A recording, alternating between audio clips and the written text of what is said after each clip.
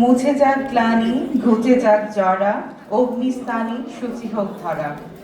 বছর ঘুরে এলো বাংলা নববর্ষ, বাঙালির চিরায়ত উৎসবের দিন। সম্মানিত সুধী, প্রবাসী বাংলাদেশি ভাই বোনেরা, সবাইকে জানাই বাংলা নতুন বছর 1431-এর আন্তরিক শুভেচ্ছা অভিনন্দন। শুভ বাংলা নববর্ষ। সম্মানিত সুধী, আজকের বাংলা নববর্ষ উৎসব অনুষ্ঠান সঞ্চালনায় আপনাদের সাথে রয়েছি বাংলাদেশ দূতাবাস সিওল হতে আমি সামুয়েল মুর্মু, কাউন্সিলর, এবং আমি মিসপি সরেন, দ্বিতীয় সচিব। বাংলাদেশ দূতাবাস বাংলা নববর্ষ বরণে এই অনুষ্ঠান আয়োজনের উদ্যোগ গ্রহণ করেছে। আর এই অনুষ্ঠান আয়োজনে আপনাদের স্বতঃস্ফূর্ত আন্তরিক সহযোগিতা আমরা পেয়েছি। আর আজকে আপনারা সবাই প্রাণের টানে দূর দূরান্ত থেকে আজ এখানে উপস্থিত হয়েছেন। আজকে আমাদের সাথে ঢাকা হতে কয়েকজন অতিথিও উপস্থিত হয়েছেন। সবাইকে বাংলাদেশ দূতাবাসের পক্ষ থেকে অশেষ কৃতজ্ঞতা ও ধন্যবাদ জানাচ্ছি। আশা করছি অনুষ্ঠানের পুরো সময়ে আমরা আপনাদের সহযোগিতা পাব। সম্মানিত সুধীবৃন্দ, আমরা বর্ষবরণ অনুষ্ঠান শুরু করেছি অডিটোরিয়াম প্রাঙ্গণে বর্ষবরণের অন্যতম অনুষঙ্গ ও আকর্ষণ বর্ণিল মঙ্গল শোভাযাত্রার মাধ্যমে। বিগত বছরের দুঃখ ক্লেদ মুছে দিয়ে নতুন আশার সঞ্চার করতেই বৈশাখের আগমন। বাংলা নববর্ষ আমাদের সবার জীবনে শান্তি ও সমৃদ্ধি নিয়ে আসুক, পুরো বছর হোক সাফল্যমণ্ডিত। সম্মানিত সুধী, অনুষ্ঠানের এর পর্যায়ে বক্তব্য রাখবেন দক্ষিণ কোরিয়ায় নিযুক্ত বাংলাদেশের মাননীয় রাষ্ট্রদূত জনাব দেলোয়ার হোসেন। আমি মাননীয় রাষ্ট্রদূত মহোদয়কে অনুরোধ জানাচ্ছি বক্তব্য প্রদানের জন্য।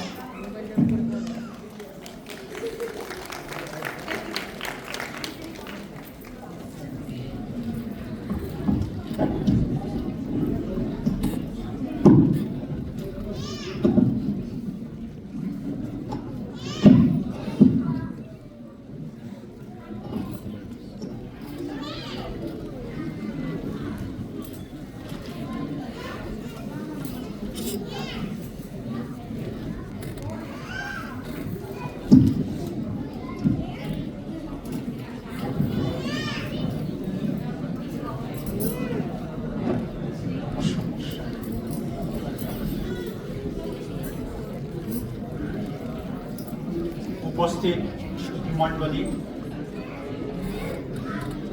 আসসালামু আলাইকুম, শুভ সকাল। আমরা এখানে সমবেত হয়েছি আমাদের প্রাণের অনুষ্ঠান, আমাদের সংস্কৃতির একটি অবিচ্ছেদ্য অনুষঙ্গ নববর্ষ, বাংলা নববর্ষ উদযাপন উপলক্ষে। কোরিয়া প্রবাসী সকলকে আমি প্রথমেই জানাচ্ছি নববর্ষের উষ্ণ শুভেচ্ছা। আজকে যারা এখানে উপস্থিত হতে পেরেছেন তাদেরকে আমি আন্তরিক ধন্যবাদ জ্ঞাপন করছি, এবং যারা পারেননি আমি আশা করছি ভবিষ্যতে ওনারা এই অনুষ্ঠানে উপস্থিত হতে পারবেন। আমি সকলকে আগামী 1 বছর অন্তত সুখ সমৃদ্ধি এবং সুস্বাস্থ্য কামনা করছি। আমাদের আজকের এই অনুষ্ঠানটি আমরা প্রথাগতভাবে বাংলাদেশ কমিউনিটির সাথে যৌথ উদ্যোগে এবং সহযোগিতার মধ্য দিয়ে পালন করে থাকি। এই অনুষ্ঠান আয়োজনের পিছনে বাংলাদেশি কমিউনিটি সদস্যদের সরাসরি অংশগ্রহণ থাকে। যারা এতে অংশগ্রহণ করতে পেরেছেন তাদেরকে আমি আন্তরিক ধন্যবাদ জানাচ্ছি, এবং আমি আশা করি আগামীতে আরও অনেকেই স্বতঃস্ফূর্তভাবে এই অনুষ্ঠানের সাথে যুক্ত হতে পারবে।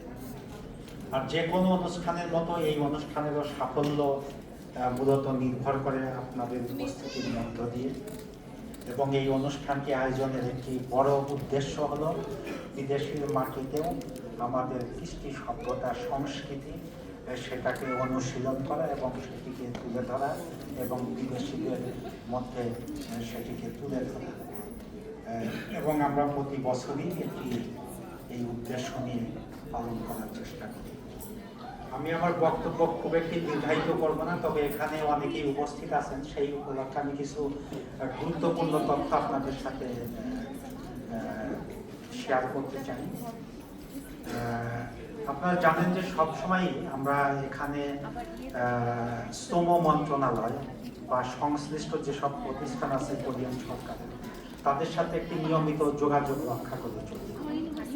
তো এখানে আমরা তাদের কাছ থেকে সাম্প্রতিক সময়ে যে তথ্য পেলাম, আপনার এখানে কিছু বিদেশি কর্মী তারা খুব ঘন ঘন কর্মস্থল পরিবর্তন করে থাকে এবং এই বিষয়টি নিয়ে স্থানীয় যারা নিয়োগকর্তা আছেন তাদের মধ্যে একটু অসন্তুষ্টি বা তারা নানা ধরনের সমস্যার সম্মুখীন হয়ে থাকেন এবং কোরীয় কর্তৃপক্ষের কাছে এই বিষয়টা আসে।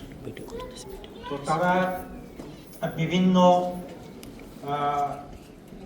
কিভাবে এটিকে অ্যাডজাস্ট করা যায় সেটি চিন্তা ভাবনা করে তারা এখন চিন্তা করছেন যে যারা দীর্ঘদিন একটি কোম্পানিতে থাকবেন তাদের জন্য কিছু প্রণোদনা তারা দিবেন, এরকম একটা চিন্তা ভাবনা চলছে। এবং যারা একটি কোম্পানিতে দীর্ঘদিন থাকবেন তাদের জন্য E9 থেকে E7 ভিসা প্রাপ্তির বিষয়টি তারা অধিকতর সহজতর করবে বলে চিন্তা ভাবনা করছে। আর আরেকটা বিষয় যে আপনার ওই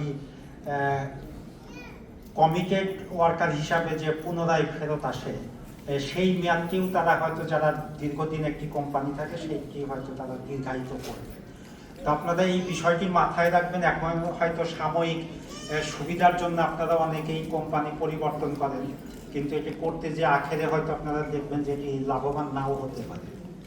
তো আমি এই অনুষ্ঠানে যেহেতু আপনাদের সাথে সামনে আমি হাজির হওয়ার সুযোগ পেলাম, আমি এই তথ্যটি আপনাদের সাথে আপনাদের বিবেচনার জন্য পেশ করব এবং আমি পুনরায় সকলকে সুন্দর ভবিষ্যৎ, সুস্বাস্থ্য এবং ক্রমাগত উন্নতি উন্নয়ন কামনা করে আমার বক্তব্য এখানেই শেষ করছি। ধন্যবাদ।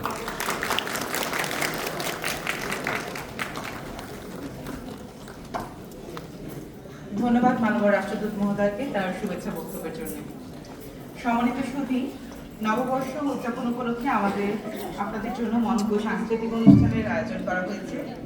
সাংস্কৃতিক অনুষ্ঠান উপভোগ করার জন্য আপনাদের সকলকে সাদর আমন্ত্রণ জানাচ্ছি। আপনারা জেনে আনন্দিত হবেন যে আজকের বাংলা নববর্ষ অনুষ্ঠানে নতুন মাত্রা যোগ করতে আমাদের সাথে বাংলাদেশ থেকে যোগ দিয়েছেন 3 জন শিল্পী। আমরা অনুষ্ঠানের শুরুতেই তাদেরকে পরিচয় করিয়ে দিতে চাই। আমি তাদেরকে আহ্বান করছি এক একে মঞ্চে আসার জন্য। জনাব মোফাজ্জল আলিফ, নৃত্যশিল্পী এবং কোরিওগ্রাফার, জাহাঙ্গীরনগর বিশ্ববিদ্যালয় থেকে অণুজীব বিজ্ঞানে পড়াশোনা করলেও নাচ নিয়ে পড়াশোনা তার পেশা করেছেন। মুম্বাইয়ের টেরেন্স লুইস ডান্স কোম্পানিতে নাচের উপর উচ্চতর প্রশিক্ষণ নিয়েছেন। বর্তমানে তিনি ঢাকা বিশ্ববিদ্যালয়ে নাচের উপর স্নাতকোত্তর করছেন। ময়ূক সরকার, নৃত্য প্রশিক্ষক, Fatikchhari Shilpakala academy, Odissi and Tagore dance movement centre. Ishika Das Ishi, নৃত্যশিল্পী, Odissi and Tagore dance movement centre. আমি আবারও জোরে করতালির মাধ্যমে তাদেরকে স্বাগত জানানোর জন্য অনুরোধ জানাই। ধন্যবাদ।